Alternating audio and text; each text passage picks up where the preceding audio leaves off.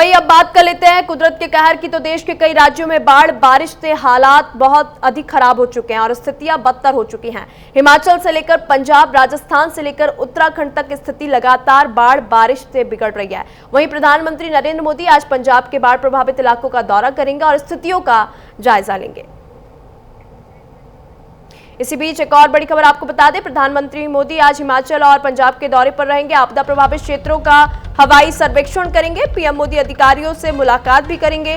धर्मशालाओं में उच्च स्तरीय बैठक की अध्यक्षता करेंगे। कांगड़ा में बाढ़ प्रभावित लोगों से मुलाकात करेंगे प्रधानमंत्री मोदी। पंजाब के गुरदासपुर भी जाएंगे प्रधानमंत्री मोदी। बाढ़ प्रभावित इलाकों का जायजा लेंगे और पंजाब में बाढ़ पीड़ित किसानों से भी प्रधानमंत्री मोदी मिलेंगे। तो आज पंजाब और हिमाचल के दौरे पर रहेंगे प्रधानमंत्री मोदी। बाढ़ प्रभावित क्षेत्रों का दौरा करेंगे और बाढ़ पीड़ितों से भी मुलाकात करेंगे प्रधानमंत्री मोदी।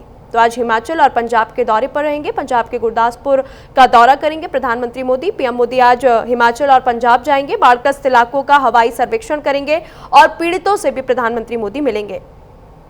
तो पंजाब इस समय दशकों में आई सबसे भीषण बाढ़ से जूझ रहा है और अधिकारियों के अनुसार मरने वालों का जो आंकड़ा है वो 46 के पार पहुंच चुका है। दूसरी ओर हिमाचल प्रदेश में भी हालात जो है बद से बदतर होते हुए नजर आए। 20 जून से 8 सितंबर के बीच भारी बारिश, बादल फटने, फ्लैश फ्लड और लैंडस्लाइड की घटनाओं से 370 लोगों की यहां पर मौत हो चुकी है। तो वहीं आपको बता दें, प्रधानमंत्री नरेंद्र मोदी आज हिमाचल प्रदेश और पंजाब का दौरा करेंगे। वह इन दोनों राज्यों में बाढ़ग्रस्त इलाकों का हवाई सर्वे करेंगे और राहत एवं पुनर्वास प्रयासों की समीक्षा करेंगे।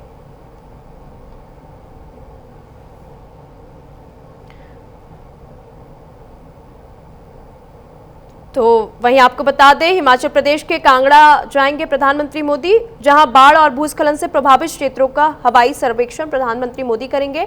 बाढ़ प्रभावित एरिया का दौरा करेंगे और साथ ही साथ बाढ़ पीड़ितों से भी मुलाकात करेंगे।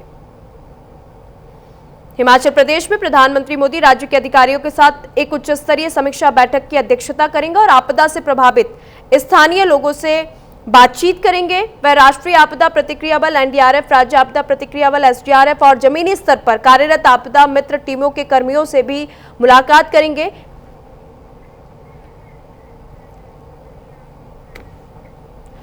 तो उत्तराखंड में तबाही मची हुई है। आए दिन भारी बारिश के चलते भूस्खलन, बाढ़, बादल फटने जैसी घटनाएं घट रही हैं। इससे कई लोगों की अब तक मौत हो चुकी है। अब हरिद्वार से भूस्खलन की घटना सामने आई है। हरिद्वार की काली मंदिर के पास मनसा देवी पहाड़ी का एक बड़ा हिस्सा अचानक से ढह गया।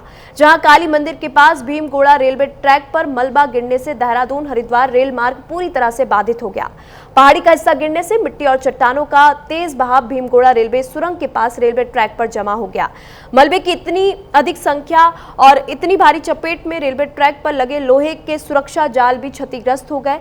इस घटना से ट्रेनों का आने जाने का जो सिलसिला है वो रुक गया और इलाके में अफरा तफरी का माहौल बन गया। बताया जा रहा है कि कुछ दिन पहले भी इस स्थान पर पहाड़ी का एक बड़ा हिस्सा गिरा था। तो पहाड़ियों के दरकने से लगातार जो यातायात मार्ग है वो पूरी तरीके से यहाँ पर ठप होते हुए नजर आ रहे हैं। हिमाचल प्रदेश में लगातार बारिश का दौर जारी है और हालात जो है बिगड़ते हुए नजर आ रहे हैं। मंडी में भारी बारिश के बाद हुए फ्लैश फ्लड से सारा मलबा हॉस्पिटल रोड पर जमा हो गया। फ्लैश फ्लड के दौरान कई घर और गाड़ियां भी इसके चपेट में आ गए। गनीमत रही कि इस दौरान किसी तरह की कोई जनहानि नहीं हुई।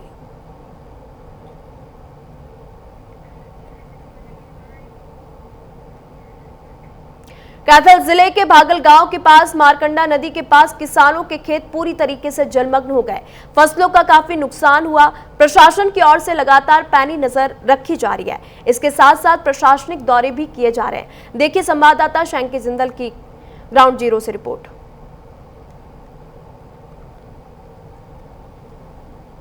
नदी लगातार उफान पर है। आज उसी के बीच में हम मौजूद हैं। मारकंडा जो दरिया है वो निकल रहा है। तो मैं कैमरामैन से कहूंगा मेरे पीछे की जो तस्वीरें हैं तो वो दिखाएं एक बार मारकंडा का जो जलस्तर है जिस तरह से, क्योंकि गग्गर नदी लगातार उफान पर है और उसका जलस्तर जो बताया गया है, जो डेंजर लेवल है वो 23 है और आज जो उसका जलस्तर का जो लेवल है वो 24.3 है। उसके बाद भी अगर मैं खेतों की बात करूं तो खेतों के अंदर भी जो पानी है वो घुसा हुआ है और जो किसानों की फसल है वो जलमग्न हुई है, क्योंकि 1 महीने के बाद मंडी के अंदर कहीं ना कहीं फसलें आ जानी थी और रोजमर्रा की जो जिंदगी है किसान की, क्योंकि रोजी रोटी जो चलती थी ग्रामीण इलाकों के अंदर किसानों की, वो यहीं से चलती थी। तो मेरे पीछे की जो बिल्कुल तस्वीरें हैं वो कहीं ना कहीं, क्योंकि प्रशासन लगातार यहाँ आकर अपनी पैनी नजर बनाकर और दौरे भी कर रहा है। आस्था मोदी एसपी और डीसी के द्वारा यहां पर दौरे भी किए गए हैं, लेकिन बात इस तरह की है क्योंकि हरियाणा के मुख्यमंत्री की कर्म भूमि भी रही है और कर्म भूमि रहने के साथ साथ यहाँ के एमपी होने के बाद भी, क्योंकि जैसे ही वो यहां से एमपी के बाद हरियाणा विधानसभा के अंदर पहुंचे तो हरियाणा के मुख्यमंत्री के रूप में अपनी भूमिका निभा रही हैं। लेकिन देखने वाली बात होगी कि जो किसानों की फसलें हैं, क्षतिपूर्ति पोर्टल खोला गया है, लेकिन उसके अंदर किस तरह से भरपाई होती है और उसका नुकसान की भरपाई किसानों की किस लेवल तक, कितने रुपए तक की जाती है, देखने वाली बात सबसे बड़ी ये होगी। क्योंकि प्रशासन लगातार यहाँ दौरे कर रहा है और आमजन लोगों की जो समस्याएं हैं उनको सुनकर, जिस तरह चाहे वो बिजली की है, पानी की या अन्य कोई भी सुविधाएं की समस्या है, चिकित्सा को लेकर भी कोई अगर उनको किसी तरह की सुविधाएं मुहैया करवानी है तो प्रशासन उनसे बातचीत करके वो जिस तरह की सुविधाएं दी जा रही हैं या फिर उनको देने की जरूरत है तो वो उनको मुहैया करवाई जा रही है। तो इस तरह की खबर को देखने के लिए कैथल से न्यूज इंडिया के साथ शैंकी जिंदल की रिपोर्ट।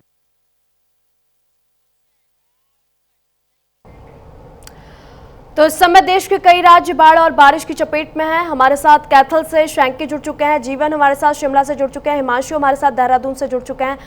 आप तीनों का बहुत बहुत स्वागत है और एक एक करके हम मौसम की तमाम जानकारी ले लेंगे। सबसे पहले हम आपको लेकर चलते हैं देहरादून। हिमांशु, क्योंकि देहरादून में जिस तरीके से हालात अब भी हम देख रहे हैं, अभी भी लोगों की जिंदगियां पटरियां पर नहीं लौटी हैं, अभी भी प्राकृतिक आपदाएं जो है यहाँ पर लगातार देखने को मिल रही है। हिमांशु, मौसम विभाग ने आज क्या कुछ चेतावनी जारी की है?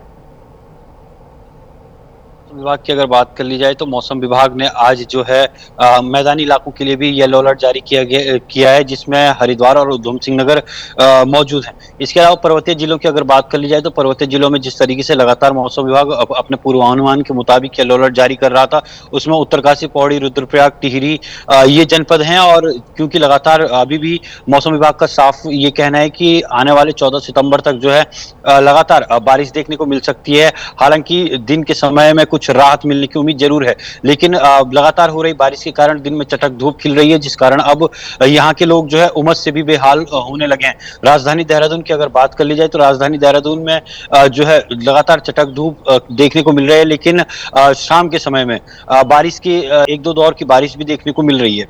वहीं पूरे प्रदेश की अगर बात कर ली जाए तो प्रदेश में इस वक्त जो है केंद्र की टीम जो है आकलन करने के लिए पहुंची है और केंद्र की टीम लगातार आकलन कर रही है। पहले दिन की अगर बात कर ली जाए तो कल की अगर बात कर ली जाए खास तौर पर, तो कल केंद्र की टीम सुबह जो है यहाँ से जिलों के लिए निकली थी, जिसमें उत्तरकाशी का दौरा, बागेश्वर का दौरा और चमोली का दौरा किया।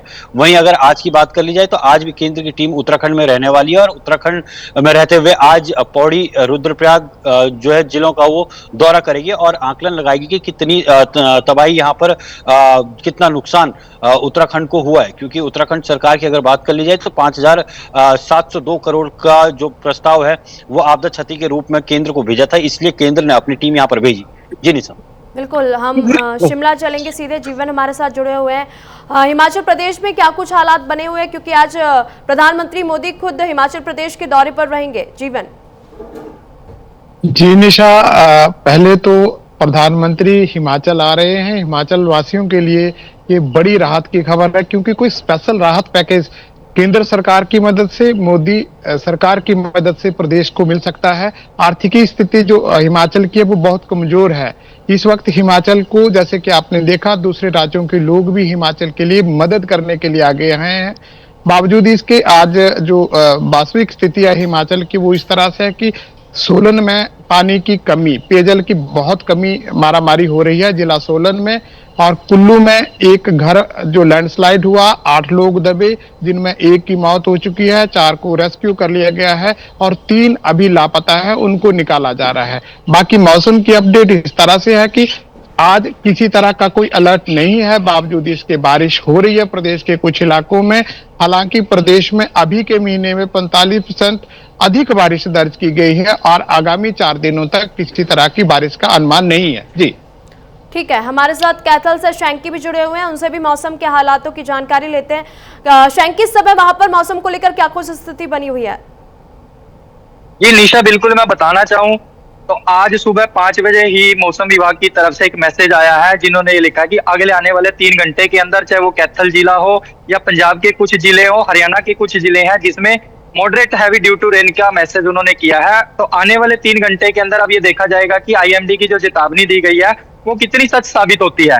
क्योंकि अगर इसके साथ देखा जाए तो अगर मौसम की मैं बात करूं तो चटक धूप खिली हुई है, लेकिन मौसम विभाग ने आज सुबह 5 बजे ही एक मैसेज किया है, टेक्स्ट मैसेज आया है, जिसको देखकर ये लगता है कि आने वाले अगले 3 घंटे के अंदर मौसम किस तरह का रहने वाला है। लेकिन इसके साथ साथ अगर बात करूं प्रशासन की, प्रशासन लगातार मुस्तैद है, पैनी नजर बनाए हुए है, क्योंकि प्रशासन लगातार अलर्ट मोड पे है। चाहे वो प्रशासनिक की बात करूं, एसपी आस्था मोदी की बात करूं, डीसी प्रीति की बात करूं, वो लगातार धरातल पर जाकर किसानों से मिल रहे हैं, बातचीत कर रहे हैं। और उसके साथ साथ गुला एसडीएम भी, कल गुला एसडीएम के द्वारा भी लगातार जमीनी स्तर के दौरे किए गए, चाहे वो गांव बोपर की हो या फिर मंजेड़ी हो, मैंगड़ा हो या फिर रत्ताखेड़ा हो, लुकमान हो, पपराड़ा हो या झांसा हो, मतलब अलग अलग तरह के जो भी गांव हैं वहां जाकर जमीनी स्तर पर लोगों से मिलकर उनसे बातचीत की गई। उनके साथ तहसीलदार भी मौजूद रहे, स्वास्थ्य विभाग की टीम भी लगातार धरातल पर जाकर लोगों से मिल रही है और शिविर भी लगा रही है चिकित्सा। क्योंकि सबसे बड़ी बात यह है कि जैसे ही पानी उतरता है तो उसके बाद बीमारियां देखने को मिलेगी। या पेयजल की बात करूं तो स्वास्थ्य विभाग की टीम के साथ साथ पेयजल विभाग की जो टीम है वो भी धरातल पर मौजूद है। कहीं पे पानी के टैंकर की जरूरत है या फिर बिजली विभाग है, बिजली को लेकर भी, क्योंकि इस तरह की जो जरूरत, आमजन की जो जरूरत है वो उनको 24 घंटे मुहैया करवाने के लिए प्रशासन लगातार मुस्तैद है। इसके साथ साथ हर घंटे की जो रिपोर्ट है, क्योंकि लगातार जो डेंजर लेवल है वो गग्गर नदी का वो 23 बताया गया है, लेकिन अभी तक जो गग्गर नदी है वो 24.6 के ऊपर बह रही है। लेकिन देखने वाली बात यह है, क्योंकि पीछे का कल धरातल पर जाकर ग्राउंड जीरो से जब रिपोर्ट की गई न्यूज इंडिया के द्वारा, तो वहां पर जो मारकंडा नदी है उसमें खेतों से जो पानी है वो वापिस होना शुरू हो गया है, और मारकंडा का जो पानी है या टांगरी नदी का जो पानी है वो गग्गर के अंदर आता है, और गग्गर के अंदर आने से जो आगे का जो लेवल है वो धीरे धीरे बढ़ रहा है। लेकिन देखने वाली बात होगी कि ये कितनी जल्दी से इसका जो लेवल है डेंजर लेवल से नीचे जाता है, क्योंकि जिससे जो किसानों के जो चेहरे मायूस हैं वो कितनी जल्दी खिलते हैं। इसके साथ साथ हरियाणा सरकार ने क्षतिपूर्ति पोर्टल भी खोल दिया है, क्योंकि किसानों का जो नुकसान हुआ है उसके लिए अलग से एक टीम गठित की गई है। वो धरातल पर जाकर जमीनी स्तर पर देख रही है कि किन किन खेतों में कितना कितना नुकसान है। लेकिन उसी के द्वारा भी किसानों ने सवाल खड़े किए हैं कि अभी तो पानी उतरा भी नहीं है, लेकिन हरियाणा सरकार ने टीम भी गठित कर दी और जमीनी स्तर पर जाकर मुआवजे के लिए उनका दौरा करने के लिए भी कह दिया। लेकिन इससे जायजा कितना सही होता है और जो जायजा लिया जाएगा उसकी जो राशि है क्या वो सही है? क्योंकि किसानों का कहना है कि नुकसान ज्यादा हो और भरपाई कम हो, क्योंकि रोजमर्रा की जिंदगी चलाने के लिए चाहे कुछ भी है तो ग्रामीण इलाकों से जो किसान है वो कहते हैं कि हमारी जो रोजी रोटी चलती है वो इसी खेत खलियानों से चलती है, क्योंकि सूखा चारा है मवेशियों के लिए आपने देखा हो वो भी पूरी तरह से खराब हो गया है, फसलें बर्बाद हो गई है, क्योंकि जनजीवन जो है अस्त व्यस्त हो गया है, उसको पटरी पर लाने के लिए समय लगेगा। तो हरियाणा सरकार से भी उनकी यही अपील है कि उनकी जो भरपाई है वो धरातल पर जाकर जब पानी उतर जाएगा सही रिपोर्ट लेकर वो उस तरह की वो रिपोर्ट, जांच रिपोर्ट है वो तैयार की जाए। प्रशासनिक जो अधिकारी हैं भी उनको भी सख्त निर्देश दिए जाए। कई बार ऐसा होता है कि प्रशासनिक अधिकारी वहां ना जाकर अन्य किसी दाएं बाएं से रिपोर्ट लेकर वो हरियाणा सरकार तक भेज दी जाती है। लेकिन किसानों का कहना है कि हमारे जो खेत खलियानों का नुकसान हुआ या फसलें बर्बाद हुई उसकी जांच प्रशासनिक अधिकारी खुद मौके पर जाकर सही तरीके से करे और उसकी भरपाई हरियाणा सरकार के द्वारा की जाए। जी निशा। बिल्कुल चैंकी, आप नजर बनाए रखिए। हमारे साथ देहरादून से हिमांशु लगातार बने हुए हैं। देहरादून में अगर बात करें हिमांशु, तो अभी कौन कौन से इलाके सबसे अधिक प्रभावित हैं? प्रभावित लोगों का वहां पर क्या कुछ कहना है अभी? देखिए, देहरादून की अगर बात कर ली जाए तो देहरादून में जो नदी किनारे रहने वाले लोग हैं या जो बिंदाल नदी जिस तरीके से आमतौर पर देखती है जो अब नहर में तब्दील हो चुकी है, या फिर ऋषिपर्णा नदी की अगर बात कर ली जाए तो इन नदी किनारे रहने वाले लोगों के घर में जो है बरसात के दौरान जरूर पानी घुसा था, लेकिन अब जो है नगर निगम की टीम ने यहाँ पर थोड़ा प्रभावित इलाकों में जाकर राहत देने का काम किया है। इसके अलावा उत्तराखंड के प्रभावित इलाकों की अगर बात कर ली जाए तो सबसे ज्यादा प्रभावित इलाका धराली है। बटाली है, देवालय, सेंज गांव है, या यमुनोत्री धाम जाने वाला जो मार्ग पर सेंज पड़ता है, श्याण चट्टी पड़ता है, वहां पर सबसे ज्यादा प्रभावित है। इसके साथ ही वर्तमान में सबसे अधिक जो प्रभावित इलाका है वो रुद्रप्रयाग का बसुकेदार क्षेत्र है, जहां पर अभी भी राहत और बचाव कार्य चल रहे हैं लगातार, क्योंकि बारिश जिस तरीके से देखने को मिली थी उसको देखते हुए प्रशासन अभी भी सतर्क मोड पर है। और निशा, एक बड़ा अपडेट ये भी अभी तक सामने आया है कि प्रधानमंत्री नरेंद्र मोदी 11 सितंबर को उत्तरकाशी के धराली का दौरा कर सकते हैं और वहां पर आपदा पीड़ितों से मिल सकते हैं, क्योंकि प्रधानमंत्री लगातार जो है आपदाओं की मॉनिटरिंग खुद उत्तराखंड को लेकर करते हैं और ऐसे में वो मुख्यमंत्री पुष्कर सिंह धामी से लगातार संपर्क बनाए हुए हैं। और ऐसा माना जा रहा है कि 11 सितंबर को हो सकता है कि प्रधानमंत्री उत्तराखंड का दौरा करें और धराली में वो कुछ देर के लिए रुकेंगे और आपदा पीड़ितों से मिलेंगे, और इसके अलावा जो बाकी के क्षेत्र हैं वहां पर वो हवाई सर्वेक्षण कर सकते हैं। तो ऐसे में प्रशासन ने अपनी तैयारियां शुरू कर दी हैं और माना ये जा रहा है कि प्रधानमंत्री जल्द जो है उत्तराखंड का दौरा कर सकते हैं। ठीक है हिमांशु, बहुत बहुत धन्यवाद तमाम जानकारी साझा करने के लिए। जीवन, आपका भी बहुत बहुत धन्यवाद। शैंकी, आपका भी बहुत बहुत धन्यवाद।